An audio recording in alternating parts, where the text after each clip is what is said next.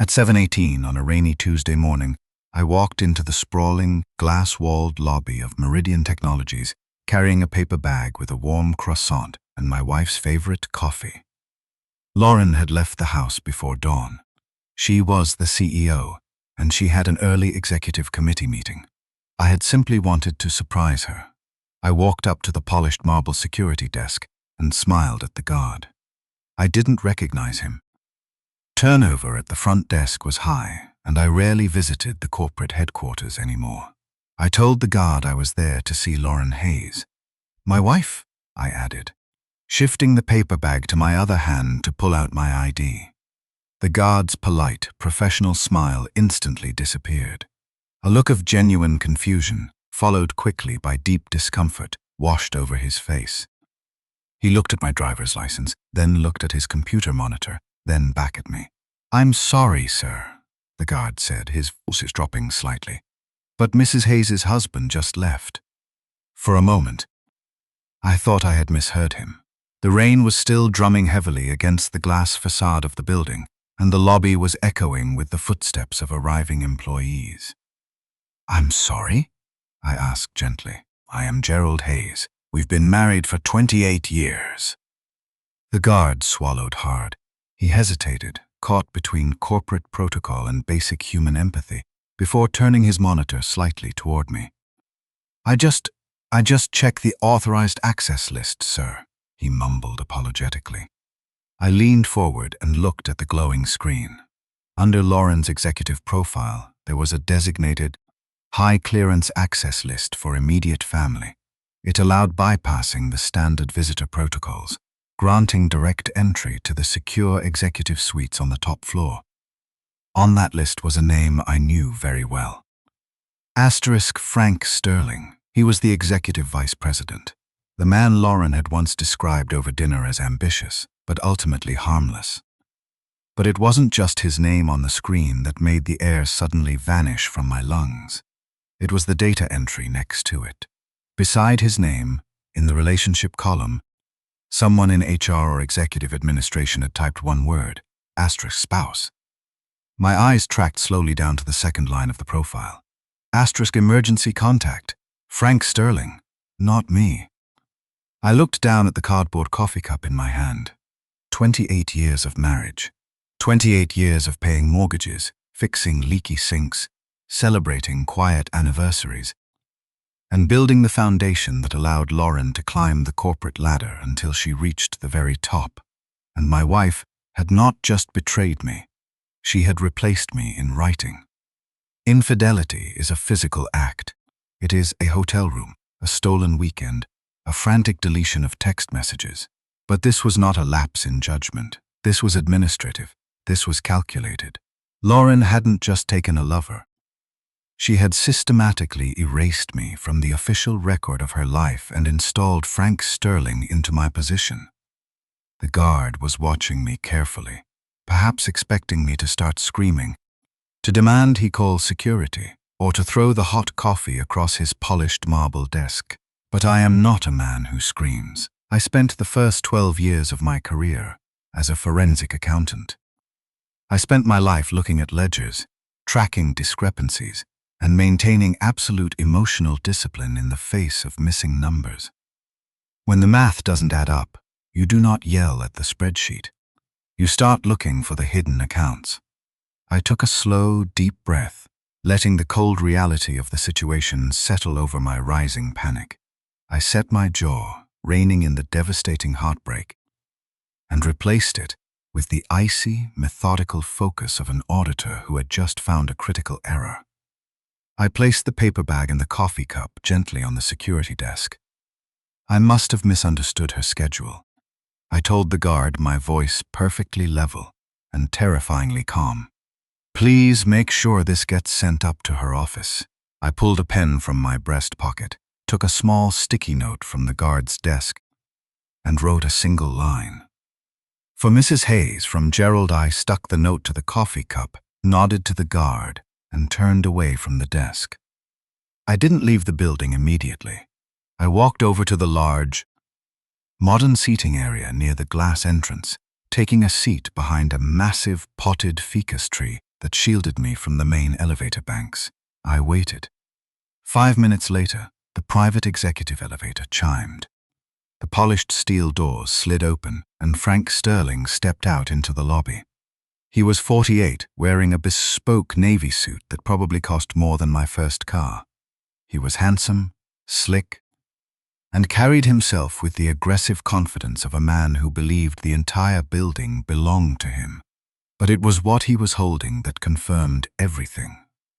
In his left hand, Frank was carrying a cardboard cup of coffee from the boutique cafe 3 blocks away. It was the exact same highly specific, unnecessarily complicated oat milk latte that I had just brought for Lauren. He hadn't just left the building. He had gone on a coffee run for his wife. I sat in the shadows of the lobby watching as Frank walked past the security desk. The guard gave him a polite nod. Frank didn't even acknowledge him, striding out through the revolving glass doors and into the rainy morning. I closed my eyes. I thought about the man I had been when I woke up an hour ago. I had been a devoted husband, planning a quiet weekend getaway for our upcoming anniversary. I had been a man who believed his marriage was a safe, unbreakable foundation. I opened my eyes, the sorrow burning away, leaving behind a cold, sharp, and absolute clarity. I had walked into Meridian Technologies that morning as Lauren's husband. I walked out as a clerical error, and a good accountant always fixes the errors. There is a specific kind of arrogance that only develops in people who forget how they started. Lauren had not always been the untouchable, impeccably dressed CEO of Meridian Technologies. 28 years ago, when we first got married, Meridian didn't exist in a glass tower. It existed in the cramped, poorly ventilated spare bedroom of our first apartment. Lauren was the visionary. She was brilliant, relentless, and possessed a charismatic energy that could convince an investor to fund an idea she had drafted on a napkin. But visionaries do not balance checkbooks. They do not file corporate taxes. And they do not sit on hold with regional banks for 4 hours begging for an extension on a startup loan. That was my job. I was a forensic accountant by trade, trained to look for anomalies in corporate ledgers. When Lauren decided to launch Meridian, I didn't just support her emotionally. I built the financial architecture that allowed the company to survive its infancy.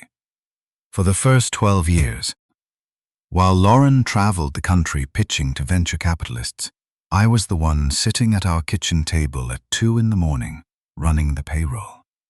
I managed the vendors, navigated the labyrinth of corporate tax compliance, and personally audited every single expense to ensure we didn't go bankrupt before her vision could take hold. I was the foundation.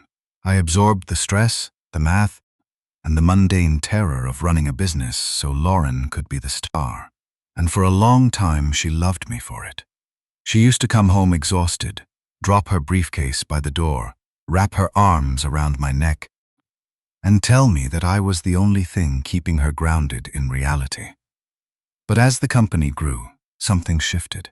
Meridian moved out of our apartment and into a small commercial office, then into a larger corporate park, then eventually into the top 3 floors of the most expensive high-rise in the financial district.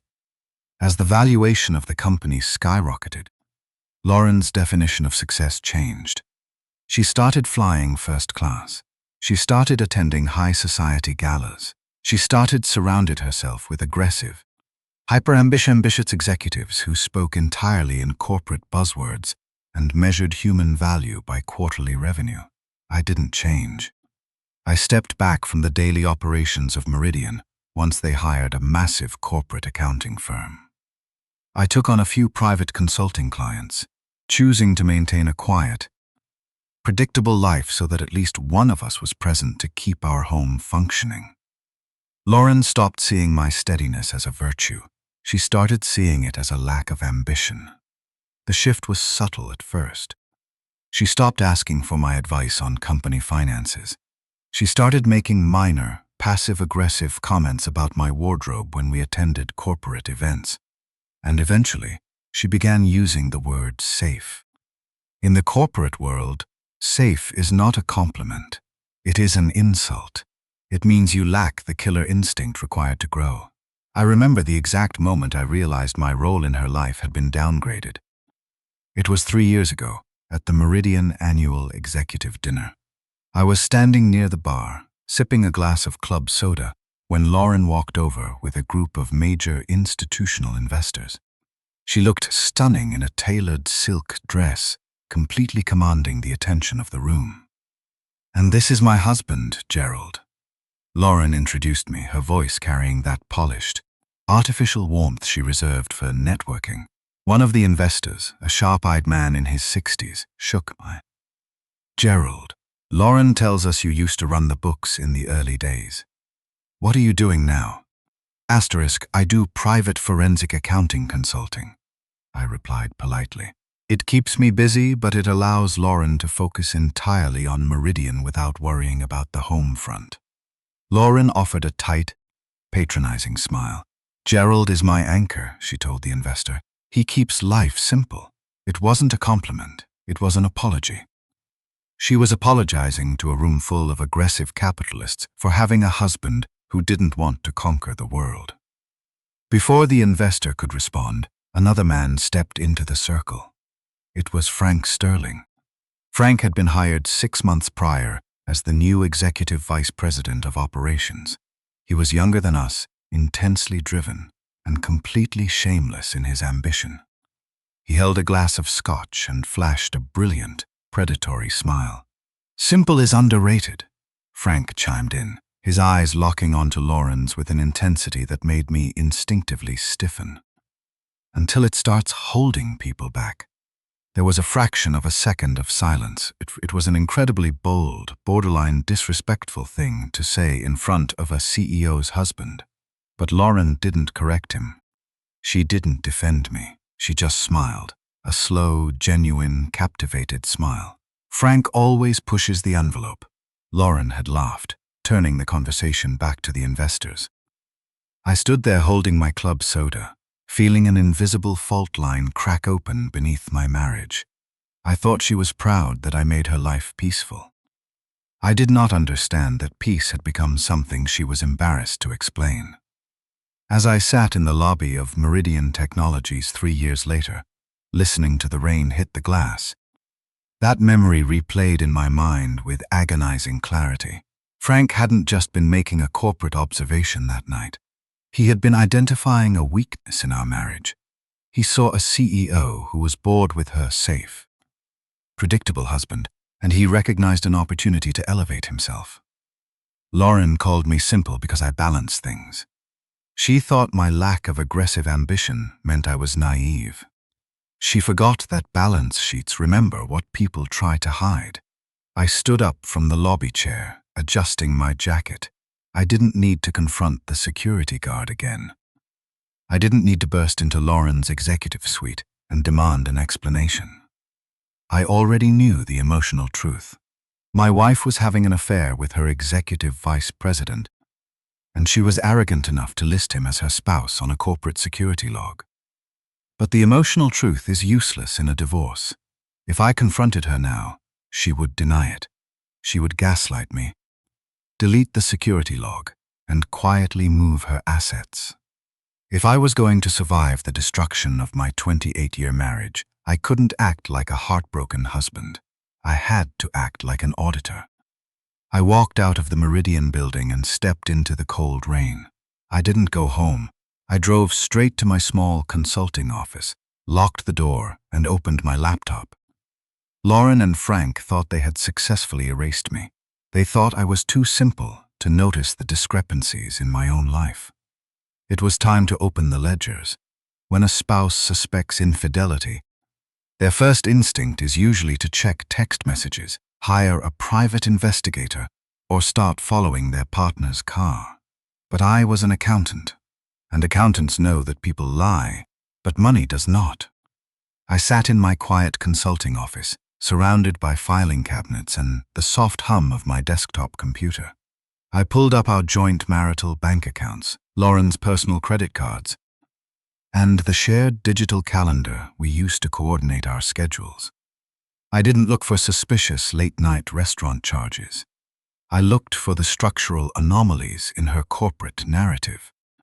For the past 2 years, Lauren had frequently scheduled off-site strategy evenings and regional investor retreats that required her to stay at high-end hotels across the city. According to her calendar, she was working 80-hour weeks to secure Meridian's market position. But when I cross-referenced the dates of those strategy evenings with her personal credit card statements, I noticed a distinct lack of hotel incidentals. There were no room service charges, no valet parking fees, no dry cleaning bills. She wasn't staying in hotels. I dug deeper, pulling the digital receipts from the corporate car service Meridian used for its executives. Because Aunt Lauren's personal email was still linked to our shared home network from the days when I managed her tech setup, the receipts automatically forwarded to a backup archive I maintained for tax purposes. I opened the archive and filtered the car service logs by the dates of her off-site strategy evenings. The data was glaringly obvious. The corporate driver had not dropped Lauren off at a hotel. Every single time, the destination was the same: North Harbor Tower. It was a newly constructed, ultra-luxury, high-rise condominium complex overlooking the marina, strictly reserved for the ultra-wealthy. I cross-referenced Frank Sterling's name with the Public Property Registry for North Harbor Tower. His name wasn't listed on any deed. However, when I searched the county business registry, I found an LLC registered to Frank's personal lawyer, Sterling Strategic Housing LLC. A quick review of Lauren's corporate reimbursement statements, which she carelessly left printed in her home office shredding bin, revealed a recurring, massive monthly vendor payment from Meridian Technologies to Sterling Strategic Housing LLC, coded under Executive Relocation and Retention Allowance.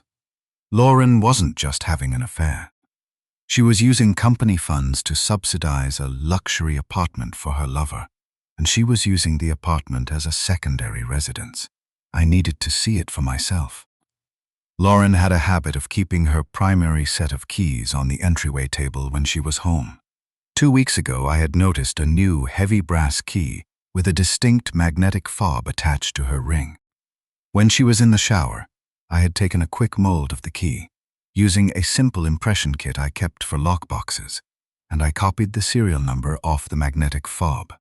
It had taken a local locksmith 3 days to cut the physical key and clone the RFID tag.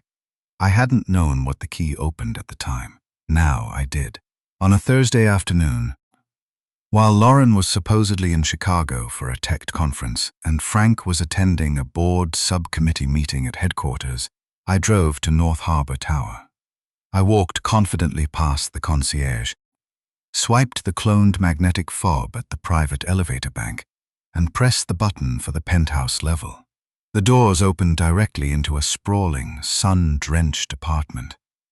I stepped inside, my heart beating with a heavy, agonizing rhythm against my ribs.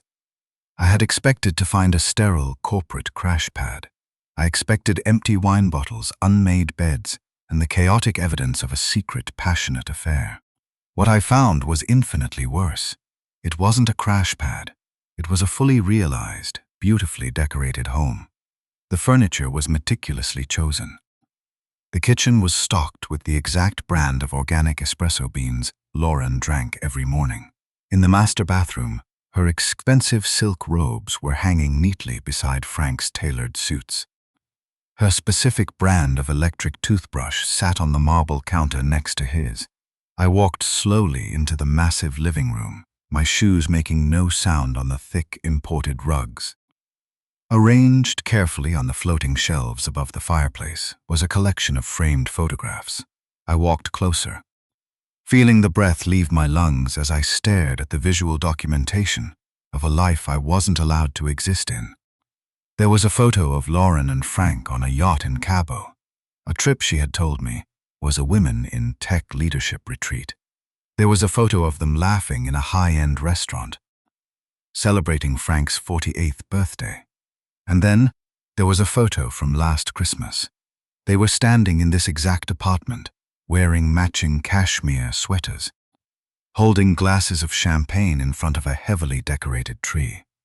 Last Christmas, Lauren had told me she needed to spend Christmas Eve at the office to finalize a crisis PR strategy.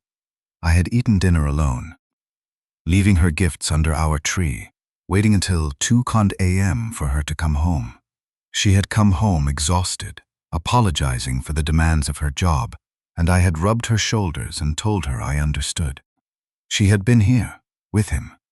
Resting on the coffee table was a heavy, expensive cardstock envelope. I picked it up. Inside was a handwritten note on Frank's personal stationery. To our first real Christmas soon. F. My hands didn't shake. I didn't tear the photographs off the wall. I didn't smash the champagne glasses in the kitchen. I walked over to the largest framed photograph on the mantel. It was a candid shot of Lauren and Frank looking out over the marina from the apartment balcony. Lauren looked radiant. She looked like the woman I had married 28 years ago, before the ambition had hardened her into someone I no longer recognized. I picked up the heavy silver frame and turned it over. Written on the velvet backing, in Lauren's distinct, elegant handwriting, was a single sentence: "The life we should have started years ago." I carefully placed the frame back on the mantel, exactly where I had found it. The devastating truth settled over me, cold and suffocating. Affairs hide in hotel rooms. Affairs are panicked, rushed, and fueled by guilt and adrenaline. This was not an affair. This was a home. Lauren had not betrayed me in a moment of weakness. She had methodically and deliberately built an entire replacement reality. She had furnished it, decorated it, and filled it with memories. She was simply using my marriage as a convenient holding area until she was ready to finalize the transition. I walked out of the apartment, locking the door behind me. I didn't take anything. I didn't leave a note. I took the elevator down to the lobby, stepped out into the afternoon sun, and walked to my car. Lauren thought she was brilliant. She thought she had engineered the perfect transition, keeping me comfortably in the dark while she built her future with Frank on the company's dime. But a forensic accountant knows that the most dangerous part of any fraud is the documentation. I had found her secret home. Now, I needed to find out exactly how she planned to tear down our real one. When I returned to our marital home that evening, the silence of the house felt entirely different. It didn't feel like a sanctuary anymore. It felt like a crime scene waiting to be processed. Lauren was still in Chicago, or perhaps she was already back at North Harbor Tower with Frank. It didn't matter. I had 48 hours before she was scheduled to return home. I went directly to her home office. Lauren was a meticulous CEO. She didn't leave chaotic paper trails, but she was also arrogant, and arrogant people believe that their private spaces are impenetrable. She kept a heavy, fireproof filing cabinet in the corner of her office. I knew the combination because I was the one who had purchased and installed it for her 12 years ago. I spun the dial, the heavy steel tumblers clicking into place. I pulled the bottom drawer open. Tucked behind several years of corporate tax filings and outdated real estate deeds was a thick, unmarked black leather binder. I pulled it out and set it on her mahogany desk. I turned on the reading lamp and opened the cover. It wasn't a diary. It was a strategic exit plan. Lauren had been treating our marriage exactly like an underperforming corporate division. She hadn't just decided to leave me. She had spent the last 8 months meticulously building a legal and public relations narrative to justify my termination. The first section of the binder contained a detailed, falsified timeline of our relationship. According to her notes, our marriage had emotionally ended years ago. She had drafted emails to herself, intentionally documenting false arguments to create a paper trail. One entry, dated 6 months prior, read, "Gerald refused ambition again today. He insists on staying small. The disconnect between our core values has become irreconcilable." She was building a defense. She knew that if she filed for divorce and immediately married her executive vice president, The Meridian board of directors and the public would suspect an affair. That kind of scandal could threaten her CEO position. So she was writing a fiction where I was the anchor dragging her down, and Frank was simply the inevitable organic consequence of her finally breaking free. The next section contained a draft of a public statement, clearly meant to be released to the corporate press once the divorce was filed. After 28 years, Gerald and I have decided to end our marriage. We grew apart with respect. I wish him the best in his quiet pursuits while I focus on guiding Meridian into its next chapter. I turned the page. The third section was a financial asset division strategy. Lauren had consulted with a high-end divorce attorney without telling me. The notes outlined a brutal strategy to aggressively minimize my share of the marital estate.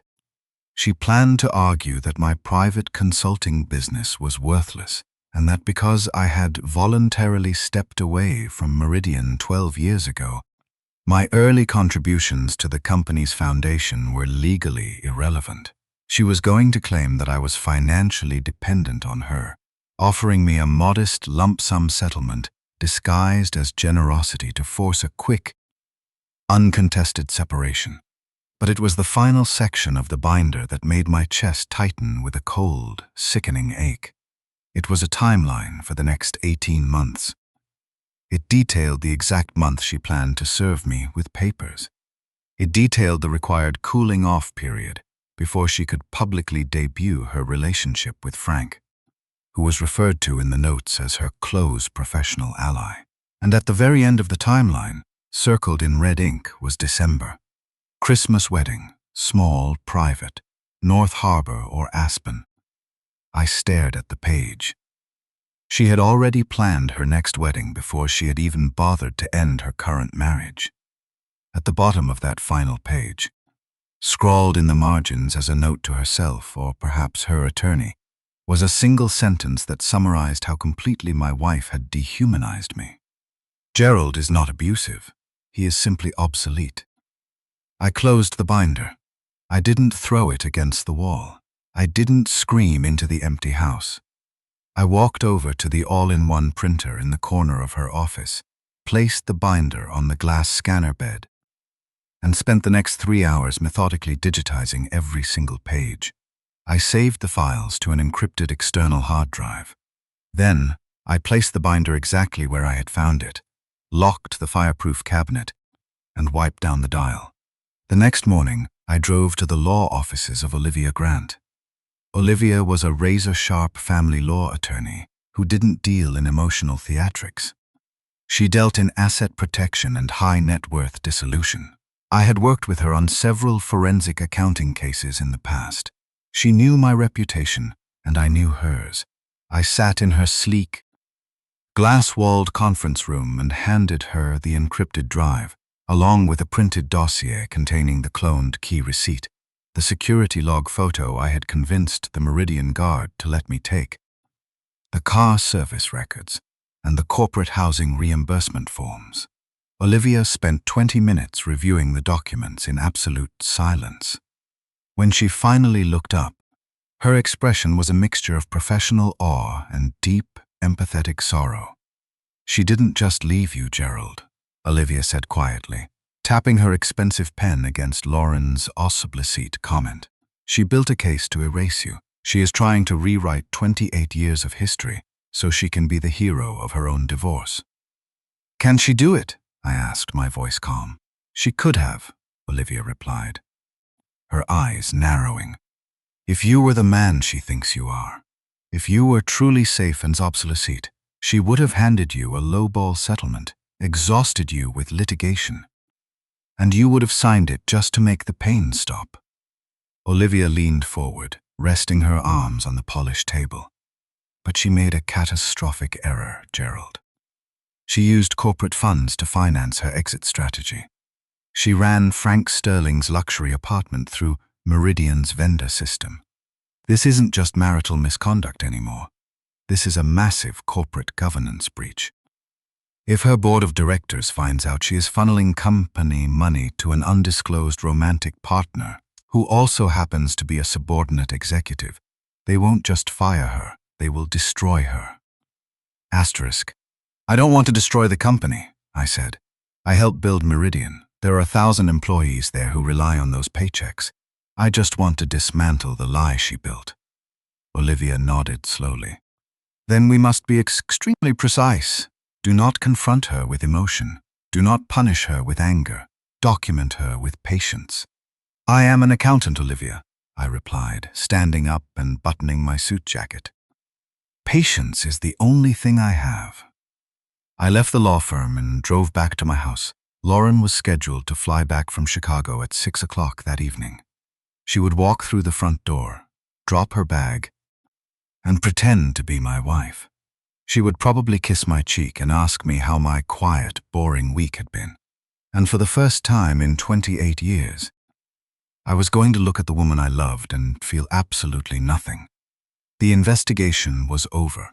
The audit had begun. Lauren walked through the front door at exactly 6:30.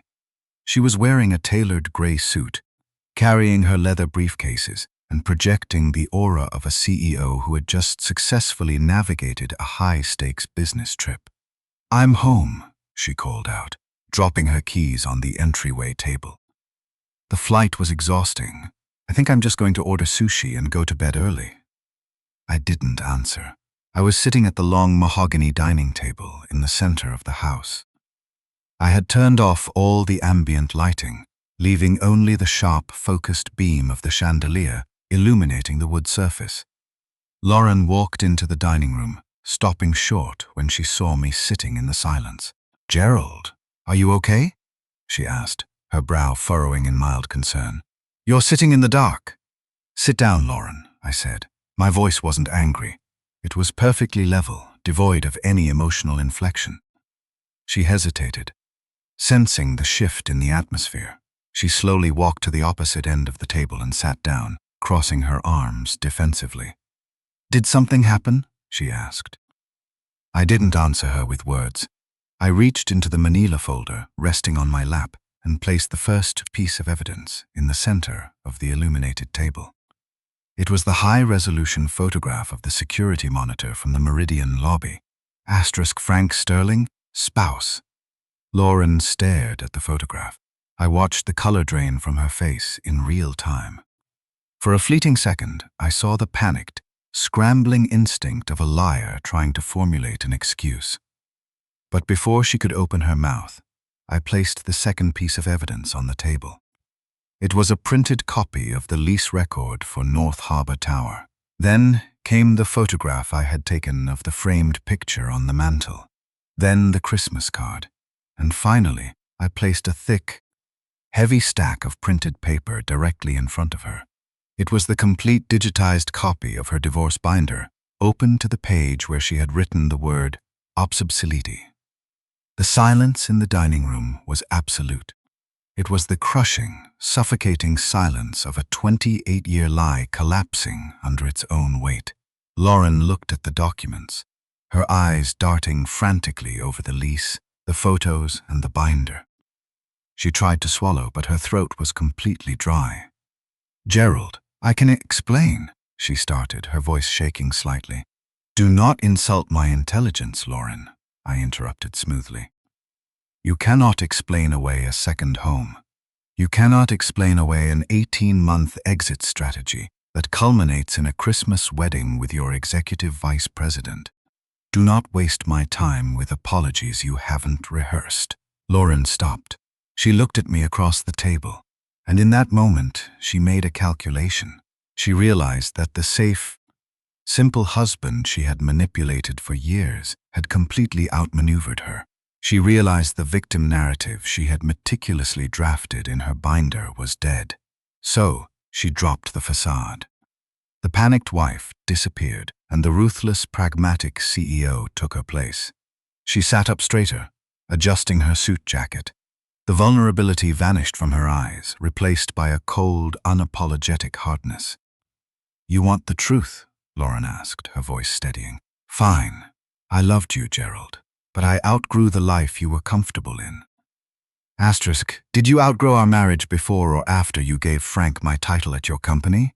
I asked coldly, pointing to the security log photo. Lauren glanced at the photo, a brief flicker of embarrassment crossing her face. That was an administrative error, a mistake in the HR system. No, Lauren, I corrected her, my voice slicing through the room like a scalpel. Mistakes are typos. Mistakes do not lease luxury apartments. Mistakes do not write timelines for a Christmas wedding. She glared at me, defensive and angry that I refused to accept her corporate spin. I am in love with Frank, Lauren declared, wielding the words like a weapon, hoping to finally see me break. You were safe, Gerald, but Frank is alive. I looked at the woman I had spent my entire adult life with. I didn't feel the devastating heartbreak she wanted me to feel. I just felt a profound, overwhelming pity for her delusion. No, Lauren, I said quietly. Frank is convenient. He is a subordinate who is using your authority to elevate himself. Alive people do not need another man's marriage certificate to feel real. Lauren's jaw tightened. I had struck a nerve. She hated the implication that Frank was using her. You never wanted more, Gerald, she shot back, trying to hit my pride. You had every opportunity to grow with me, but you chose to be small. You chose to be irrelevant. I wanted enough, I replied evenly. You mistook that for having nothing. I stood up from the table. I didn't raise my voice. I didn't flip the table or demand she leave the house. I had already mentally moved out of the marriage the moment I saw her spouts next to Frank's name. Oh? We are done here, I said, gathering the evidence and placing it back into the manila folder.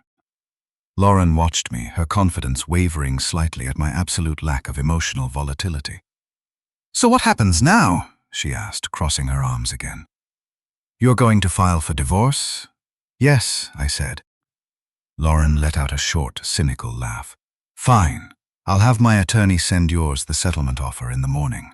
We can make this quick and quiet. She thought she was still in control. She thought she could buy my silence with the lowball settlement she had drafted in her binder. She thought the only thing I had investigated was her heart. She didn't realize I had investigated the company. I paused at the doorway of the dining room. I looked back at her, standing in the shadows of the house I had maintained for 28 years. I will give you the divorce you prepared, Lauren, I told her, my voice dropping to a terrifyingly calm register. Just not the version you wrote. I walked out of the room, leaving her alone in the dark. She had 24 hours left to pretend she was untouchable. Tomorrow morning, I was going to send a very specific, highly documented email to the chairman of the Meridian Board of Directors. Lauren was about to learn that infidelity is a private matter, but corporate embezzlement is a public execution. I did not sleep in my own house that night. After I walked out of the dining room, I packed a single suitcase, booked a room at a quiet business hotel downtown, and left Lauren alone with the ruins of her exit strategy. The next morning, I arrived at Olivia Grant's law office at 8 o'clock sharp. Olivia had cleared her morning schedule. She had a team of paralegals on standby, but I didn't need them to do the heavy lifting. I didn't need them to hack into Meridian's servers or perform illegal corporate espionage. I was still legally married to Lauren Hayes. I still had lawful access to our joint financial accounts, her personal credit history, our shared tax returns, and the digital archive of the marital home network. And because I had spent the first 12 years of Meridian's existence building its vendor coding and expense reporting system, I knew exactly how the company hid its money. I sat at the large conference table, my laptop open, surrounded by stacks of printed bank statements and corporate public filings. Where do we start? Olivia asked, sitting across from me with a legal pad. We start with the apartment, I said, bringing up the lease record for North Harbor Tower. Lauren is smart, but she is also greedy. She didn't want to pay for a secondary luxury residence out of her personal post-tax income, so she ran it through the company. I pulled up the recurring vendor payments I had found in her shredded home office files. Meridian Technologies pays $8,000 a month to an entity called Sterling Strategic Housing LLC, I explained, highlighting the transaction. Frank Sterling's personal lawyer is the registered agent for that LLC. Lauren authorized the payments under a vendor code designated for executive relocation and retention allowances. She effectively used corporate funds to rent a luxury apartment for her subordinate, which she is concurrently using as her own private residence. Olivia wrote the information down, her pen moving quickly. That is a direct violation of the corporate code of conduct. Misuse of company resources. It gets worse, I said, opening a new spreadsheet. For the next 4 hours, I meticulously cross-referenced Lauren's corporate travel schedule with our shared credit card statements and public social media geotags. Last February, Lauren took a 4-day trip to Cabo, I told Olivia. She told me it was a Women in Tech leadership retreat, but I found the corporate expense report in her digital archive. She billed the trip to Meridian as client development. There were no clients in Cabo. I slid the photograph I had taken inside the North Harbor apartment across the table.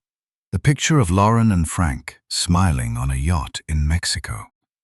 She took her executive vice president on a romantic vacation and billed it to the shareholders, I said. Olivia let out a low whistle. If she signed that expense report as the CEO, that borders on corporate fraud. I kept going. I didn't let anger cloud my vision. I remained entirely clinical, treating my wife's infidelity as nothing more than a series of unauthorized financial transactions.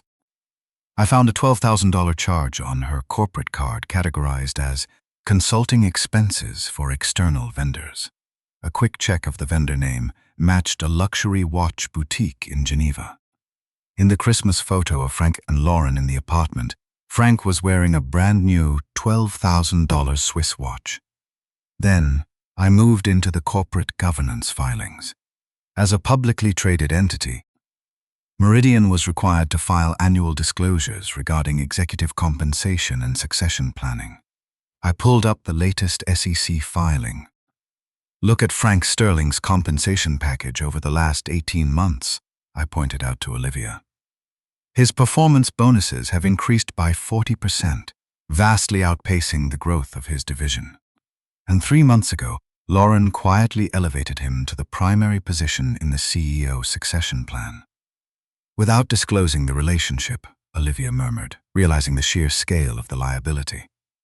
Exactly, I nodded. If a CEO elevates a subordinate to the succession plan based on merit, it's business. If a CEO elevates a subordinate because she is sleeping with him in a corporate-funded apartment and planning a Christmas wedding, it is a catastrophic conflict of interest. She has compromised the entire executive board. By noon, I had compiled a completely clean, undeniably lethal dossier. Every receipt was clean. Every number was clear. And somehow that made it hurt worse. Lauren had not lost control. She had meticulously itemized my replacement. It didn't read like the desperate rantings of a jealous husband. It read like an independent audit conducted by an aggressive regulatory agency. It contained the lease documents, the expense reports, the travel logs, the compensation timelines, and the photographs from the apartment. We have enough to secure a massive, incredibly favorable divorce settlement, Olivia said, looking at the finished dossier. If we threaten to make this public, Lauren will give you whatever you ask for just to keep it quiet. I looked at Olivia, my expression hardening. I am not blackmailer for a better settlement, I said quietly. I don't want her money, I want her to face the consequences of the reality she built. I pulled a blank envelope from the center of the conference table. Who are you sending it to? Olivia asked. Diane Mercer, I replied, writing the name on the front of the envelope. Diane Mercer was the chairman of the Meridian Board of Directors. She was a terrifying, pragmatic woman who cared about exactly one thing, the financial stability and public reputation of the company. She had always been cordial to Lauren, But Diane was not Lauren's friend. She was her boss. I slid the printed dossier into the envelope and sealed it.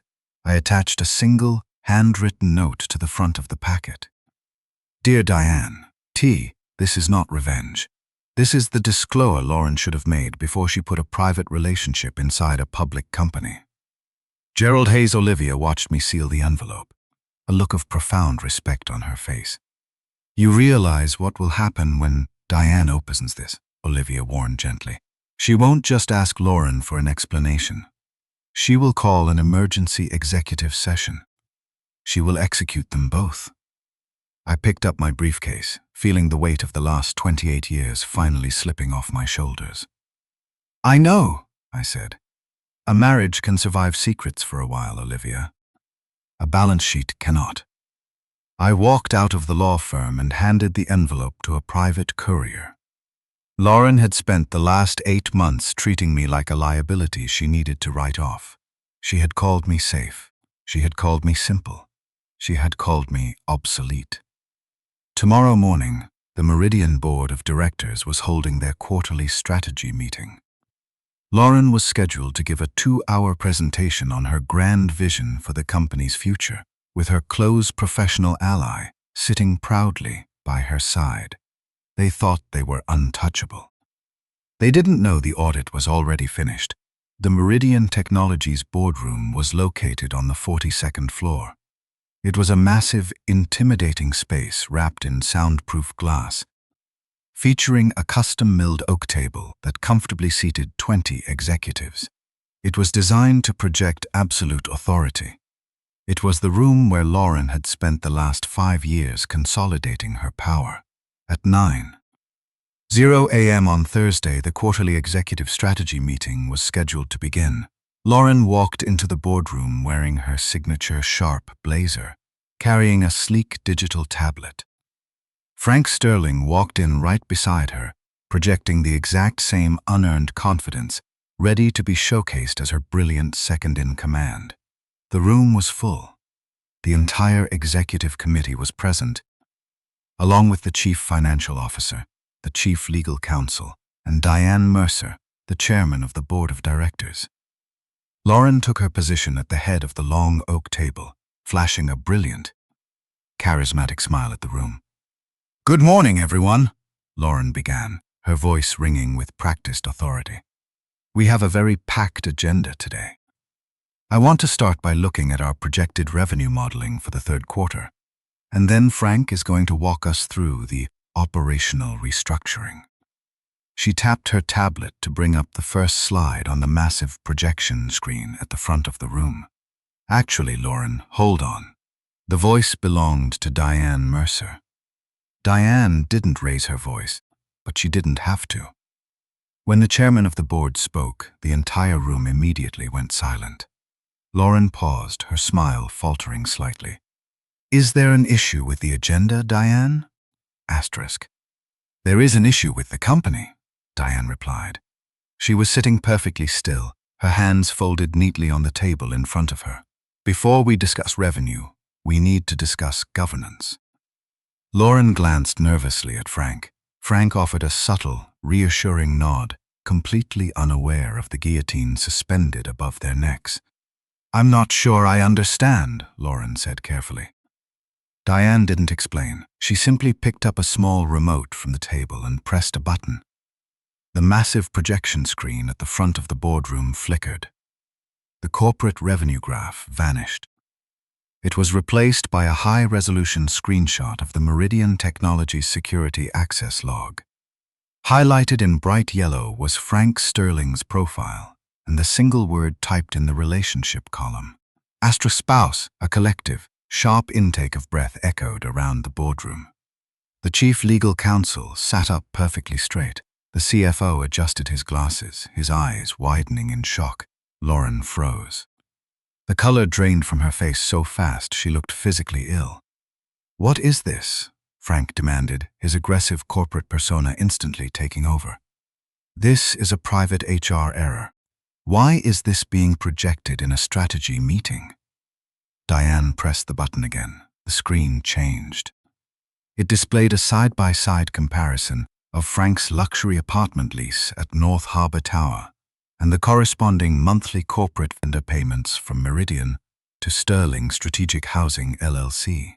"This is not an HR error, Mr. Sterling," Diane said, her voice dropping to a terrifyingly calm register. "This is a corporate expense report. One that details $8,000 a month in company funds being funneled to an LLC controlled by your personal attorney, authorized directly by the CEO under the guise of executive relocation." Diane pressed the button a third time.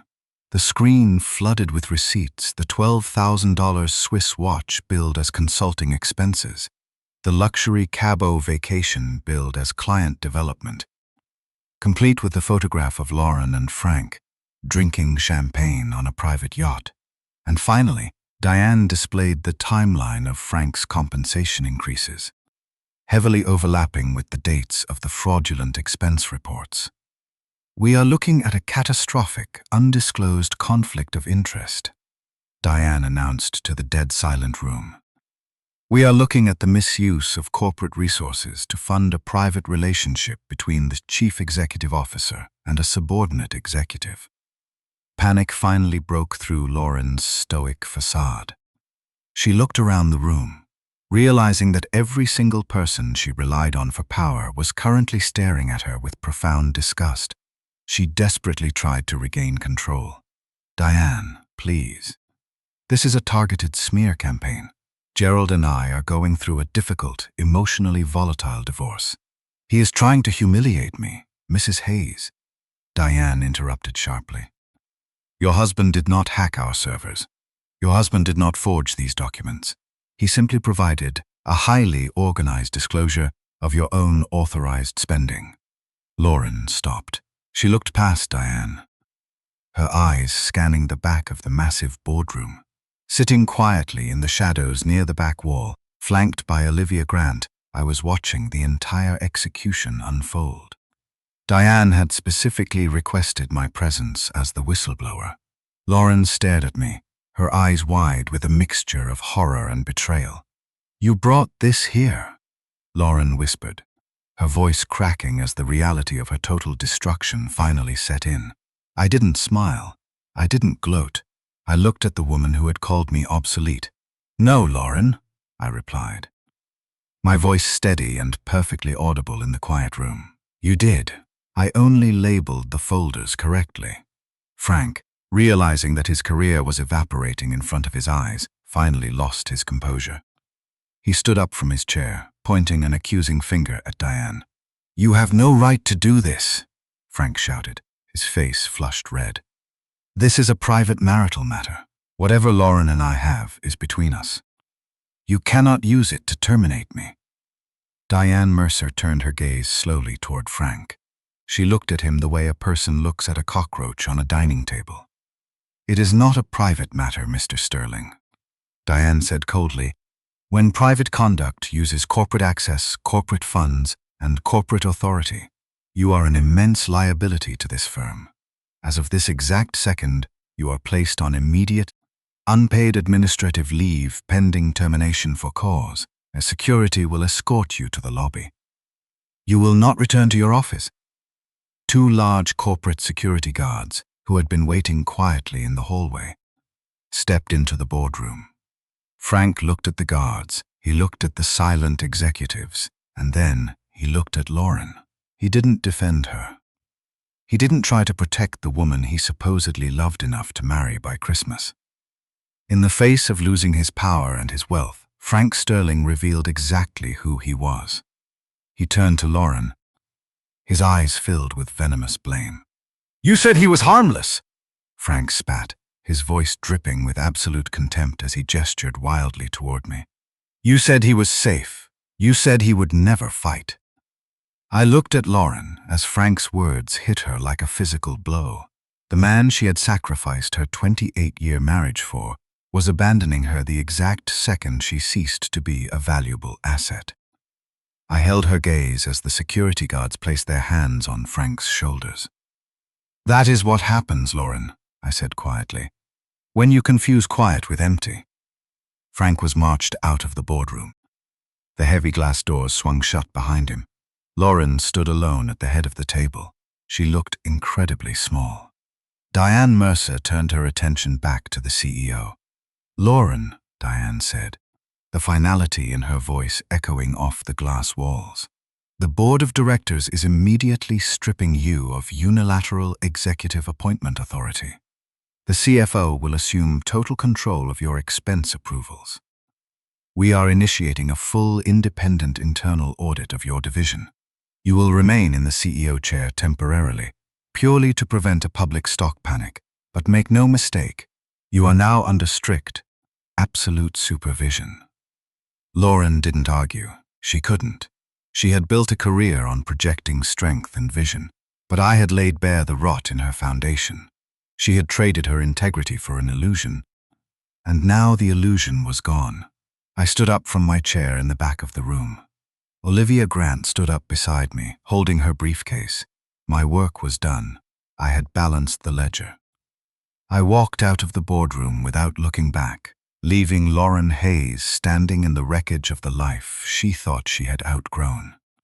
The destruction of Lauren's secret life happened with the exact same ruthless efficiency that characterized her rise to the top of Meridian Technologies. Once Diane Mercer and the board of directors took control of her expenses, the funding for the North Harbor Tower apartment evaporated overnight. Without the massive corporate subsidy, Frank Sterling was forced to vacate the penthouse within 3 weeks.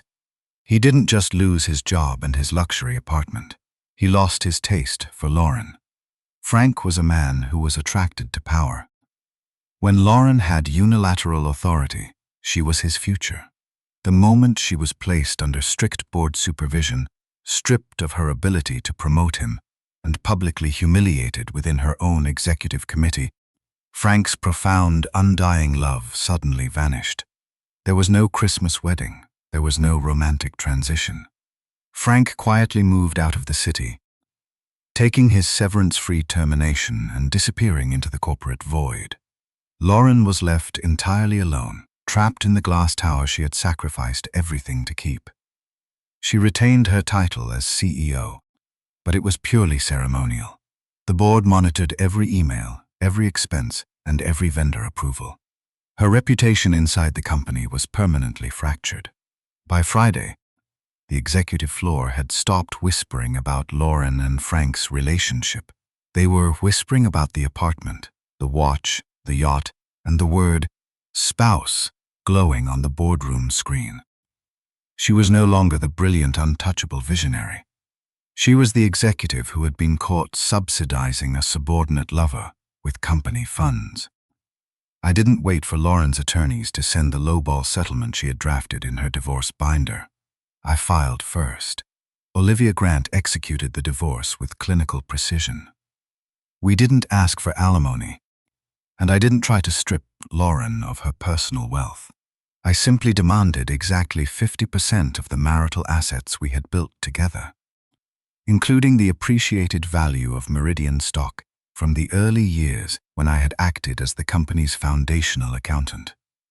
Lauren's attorneys tried to fight it, but Olivia gently reminded them that the alternative was a highly public, protracted trial where the expense reports and the North Harbor lease would be entered into the public court record. Lauren signed the papers. 6 months later, the divorce was final. I didn't buy a massive house. I didn't try to reinvent myself as a flashy, wealthy divorcee. I bought a quiet, comfortable 2-bedroom apartment in a neighborhood lined with old oak trees. I woke up early, made my own coffee, went for long morning walks, and took on freelance forensic accounting contracts for a few small, local businesses. I had peace. True, unbroken peace. It was during one of those quiet mornings, while reading at a local independent bookstore cafe, that I met Margaret. Margaret was 52, a high school history teacher who wore soft sweaters and laughed with her whole chest. She didn't care about corporate valuations, executive hierarchies, or the relentless pursuit of scale.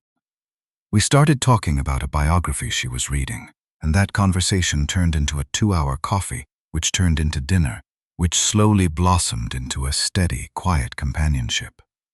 One evening, while we were cooking dinner together in my small kitchen, I told Margaret about the end of my marriage.